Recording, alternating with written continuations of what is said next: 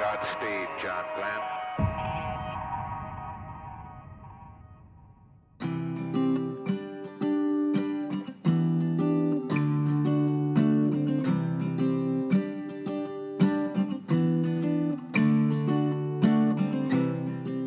When I was a kid, there was no such word as astronaut. I thought it'd be great to be a pilot sometime, but we didn't have enough money for me to take flight lessons. When I was growing up, my dad, one time we drove by a field where there was a plane, an old biplane, open cockpit, taking people up for rides. And so my dad and I went up in that airplane, and I was only about 8 or 9 years old. And I thought that was neat. That was the first time I'd ever been in the air. And to look down on all the houses and the people and cars and things was really something.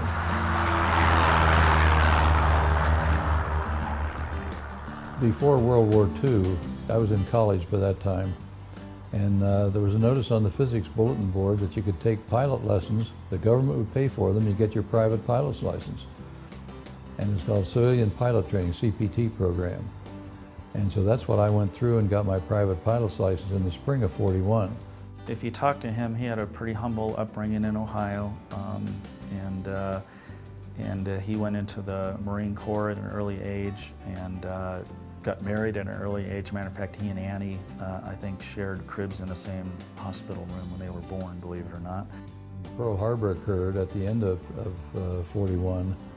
I dropped out of college in the middle of my junior year and started flight training, and then was overseas later on for a year during World War II. He was in World War II as a fighter pilot. He was in Korea as a fighter pilot, and then he was a test pilot for the Marine Corps. So he had a humble upbringing just like the rest of us. He's a very down-to-earth person.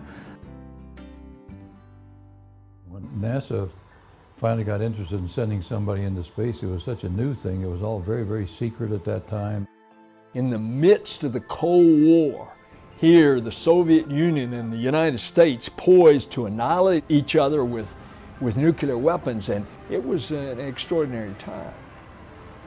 Of course, we were all given orders, which were supposed to be secret, to come to Washington and to not discuss the reason for those orders with anyone, even our wives. Being a kid growing up on the east coast of Florida at that time, as all of these astronauts, as we were trying to catch up with the Soviets who had shocked our pants off of us. The Russians, I think, were pretty confident that they were far ahead. After all, they had launched Yuri Gagarin in April of 1961. We had launched Alan Shepard, but it was on a suborbital flight. President Kennedy had made the announcement about going to the moon within a decade at the end of May. But the Soviets didn't take that very seriously. In fact, they went off and launched their next cosmonaut. So it was a brand new experience for everybody. Nobody had been through this before. We went through a long selection process, and which included physical and psychological and every measurement they knew how to make on the human body, I guess.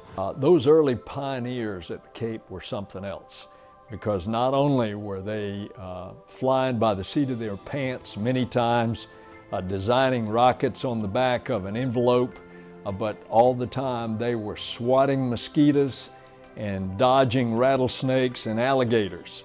So when we finally came down on, we were finally selected. We were very happy to be there and felt honored to be among the 7 to be selected. The original 7 were, of course, figures that were revered.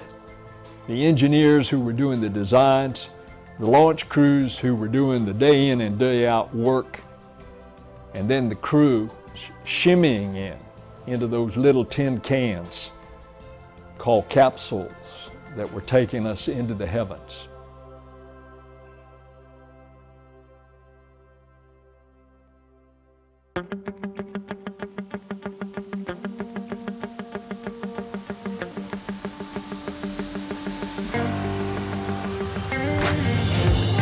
The mission was planned to come back and land on the water. And so we did a lot of water training on it too. So what would happen if you had a leak in the spacecraft after you once hit the water, what the impact would be. If you're underwater, could you get out?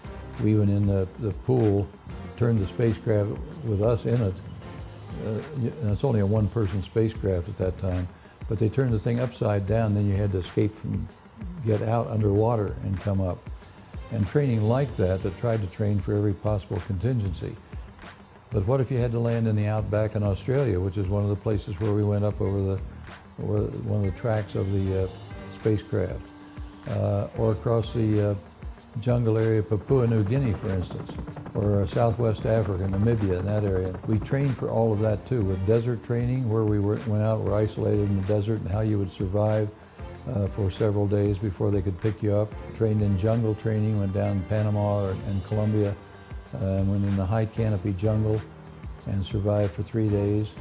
And so we did a lot of training that way, so that if it was never necessary to come back to Earth on an emergency landing, that you'd be able to survive whatever the conditions were, whether you came down the jungle or the desert or the land someplace. When I got to fly the shuttle, I knew what to expect. I think when John flew his first flight, he didn't know what to expect. And that's a huge difference.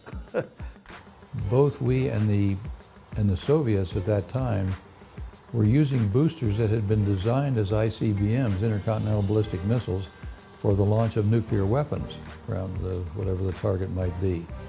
Well, then when it came time to put a man into space, we didn't have a separate booster designed just to do that. We used the ICBMs that had been used for a different purpose. That was a big day for America. The Soviets had not only beat us into space with Sputnik, but then they had beat us into orbit with Gagarin before we ever even got Alan Shepard up into suborbit. We were behind in the manned space program as far as ability to lift weight, because we had been better than they were technically. We had been able to make small nuclear weapons, lighter nuclear weapons, and they had to design a booster for their great big Hiroshima type weapons.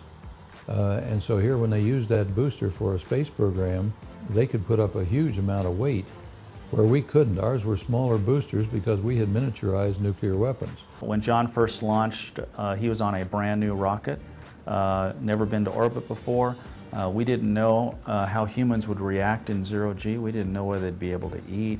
Some people said their eyes wouldn't focus. All kinds of crazy stories that John told me that they told him before he launched to expect. He didn't believe any of those, and most of them were not true, but we just didn't know back then. The day that I finally went, that was the third time I had actually suited up and been on top, been locked in and ready to go. And it was canceled once by problems with the spacecraft, another time by weather. But when you finally get in the thing and you're ready to go, you're very, very busy. People think you're in there contemplating great thoughts, and I think it's more likely you're in there, as I was, double checking all the instrumentation and talking to the people on the ground crew to make sure that everything was okay for launch.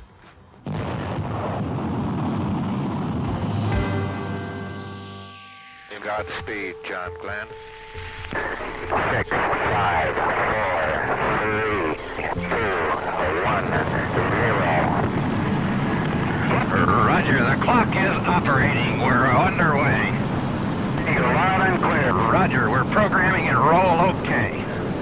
Godspeed, John Glenn.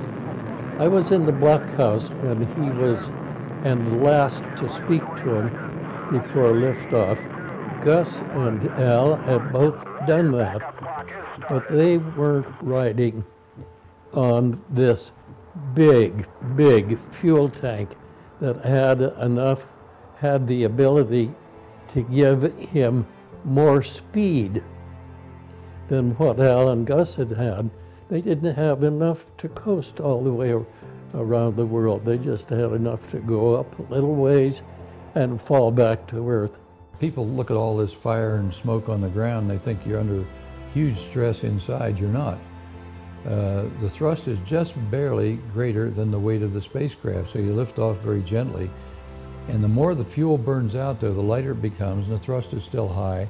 So the farther you go up here on this entry into space, the more G's you feel inside. Roger, 0G, and I feel fine. Capsule is turning around. Oh, that view is tremendous. Roger, they started. Roger, capsule turning around, and I could see the booster during turnaround just a couple of 100 yards behind me. It was beautiful. Roger, 7. You have a go. At least 7 orbits. Roger, understand go for at least 7 orbits.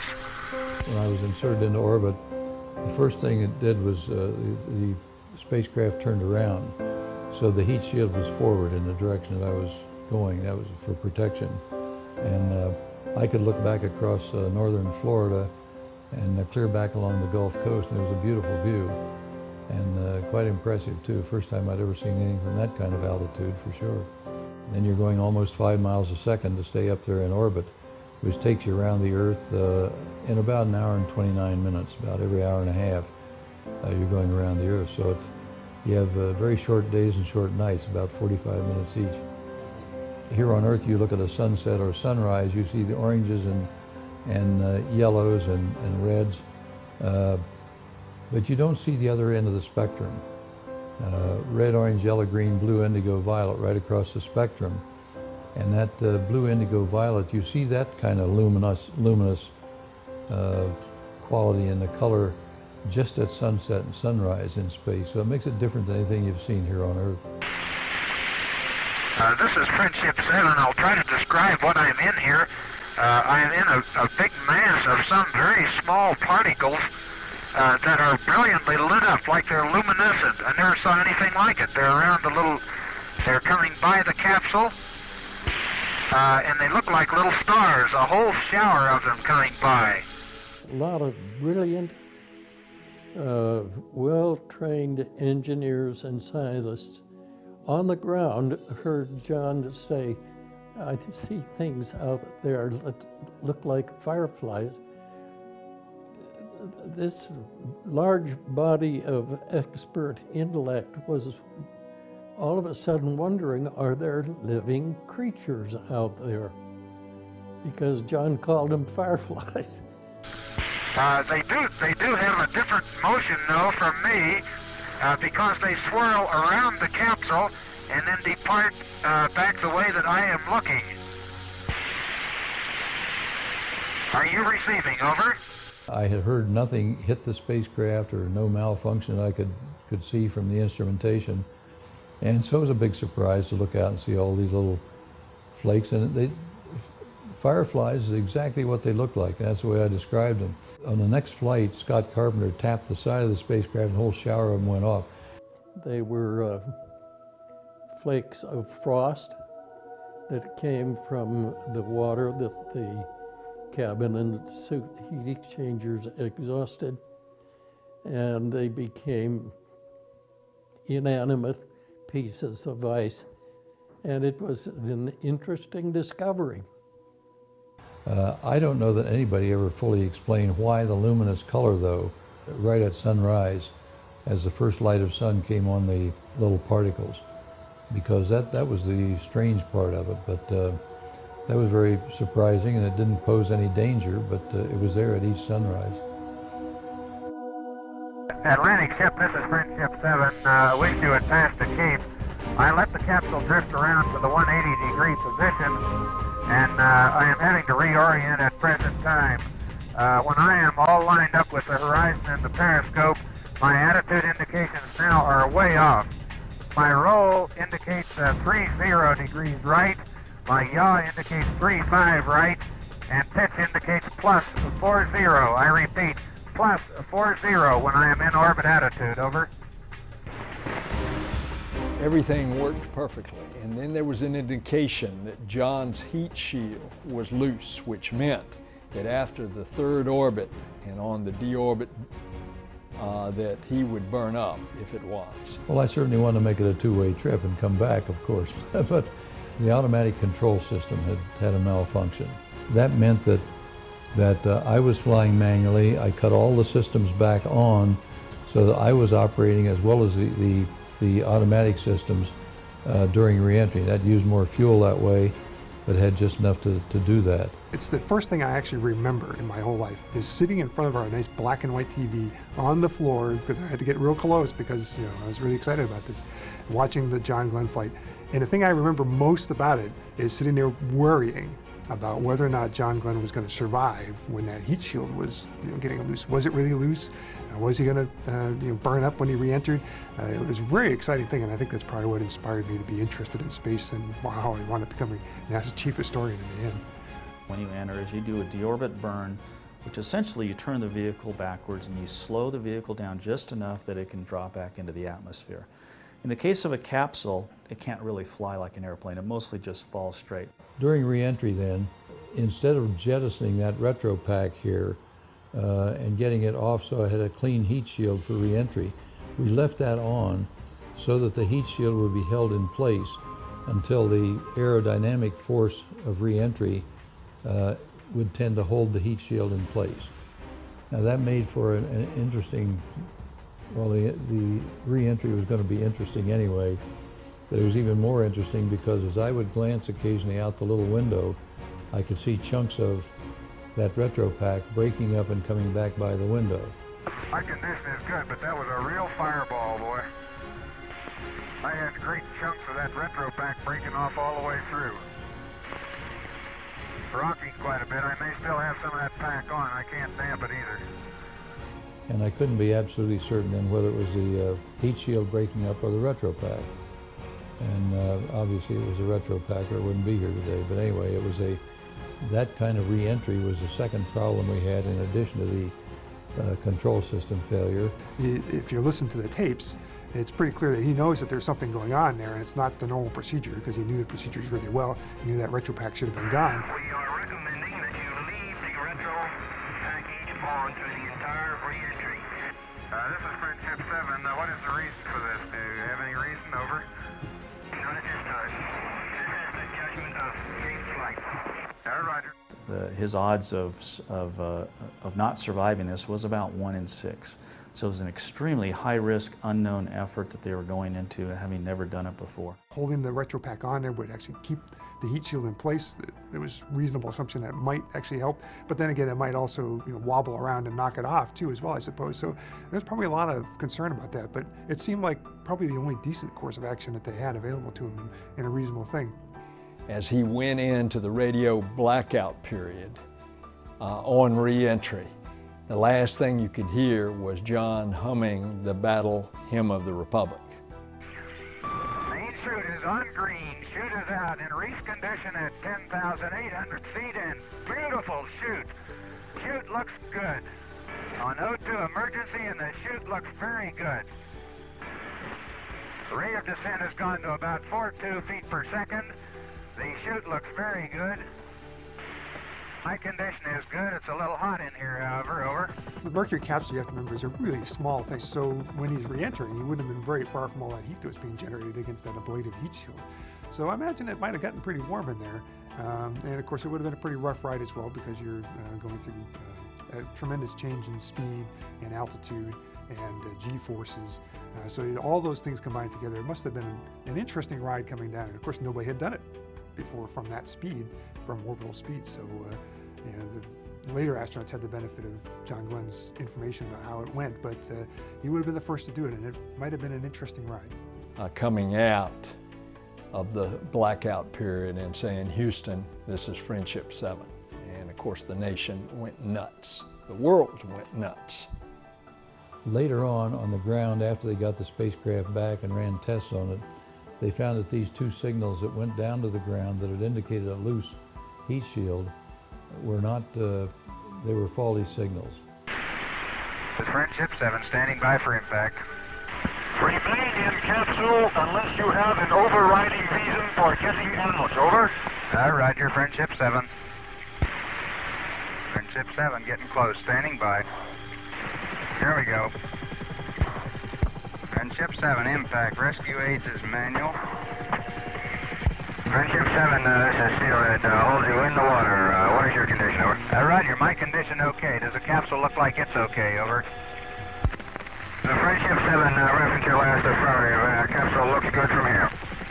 Ready to effect recovery in approximately 4 minutes. Over.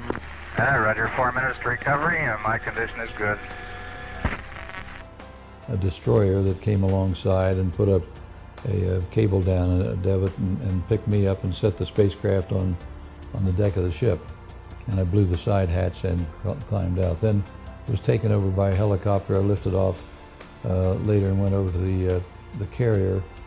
And then flew that night into Grand Turk, and we spent 3 days debriefing with the controllers and engineers that came out there for the debriefing sessions.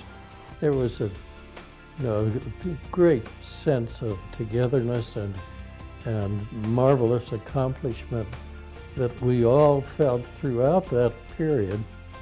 They wanted to have celebrations in Washington, and there was a speech to a combined meeting of Congress, the Senate and House meeting together, and spoke to them and met with the president. And then they had New York ticker tape parade. That was quite an experience. It was like a snowstorm of paper coming down. And somebody told me not long ago that was the biggest ticker tape parade that there ever will be. And I said, no, there's always going to be some bigger ticker tape parade. And they said, no, because back then you still had ticker tape and you still had a lot of paper stuff that's not used in offices now. And so now when they have a ticker tape parade in New York, the maintenance people will gather up a bundle of paper and take it up on the roof and toss it over. And the buildings in New York now are built so you can't open the windows even to throw things out. And plus there isn't the same kind of paper in the offices now that we're in a computer time as there were back then. So they measured the tonnage of what the street cleaners pick up after something like that. So I don't know whether that set a record that'll be there forever or not. I have no idea. It was a total resounding success. And it was a great, great honor and pleasure to be a part of such a marvelous and successful program. And then President Clinton gave him the chance to fly again. See, President Kennedy wouldn't let John go because he was too much of a national treasure. And so all of those years later, then President Clinton says, John, I want you to go back into space. I'm sure John was tugging on his coattail. So I was very, very surprised to find out that they wanted me to go fly this mission. A huge privilege for me to get a chance to do this and to go fly with this living legend. When he came back in, one of the first things I noticed is that he came back into the space program like he'd never left it, like he hadn't forgotten anything. Time had advanced, but he understood all the principles of spaceflight, how to do it, what to do, how to train. At the time, he was holding down 2 jobs. He was training for our flight. He was also still in the United States Senate. So he would run back and forth to Washington, D.C. for different meetings and hearings and votes, and then he'd run back and train. He kept up a brutal, brutal schedule that I don't know as I could survive, and I'm a lot younger than he is. Then he had a chance to see and really soak in the sites that he never got a chance to dwell on in his 3 orbits. And if anybody deserved to go at age 77 and to show how the human body at that age can adapt, well, John was the one that deserved to go. A lot of people think of John as an astronaut. Those of us that are with similar backgrounds think of him as a test pilot, may think of him as a fighter pilot.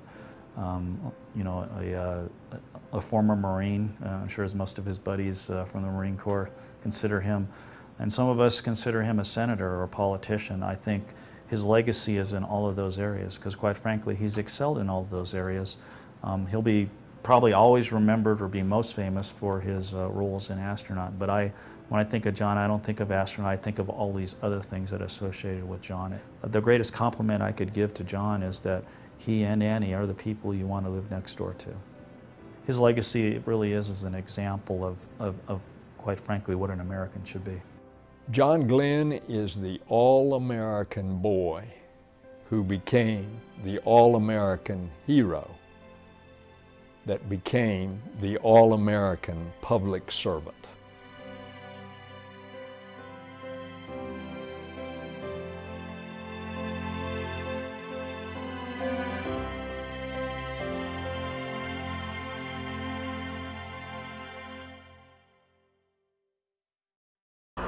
guess you're about the only person around that doesn't have TV coverage of the scene.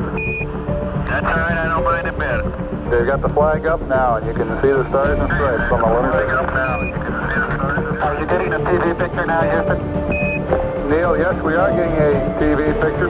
You're in our field of view now.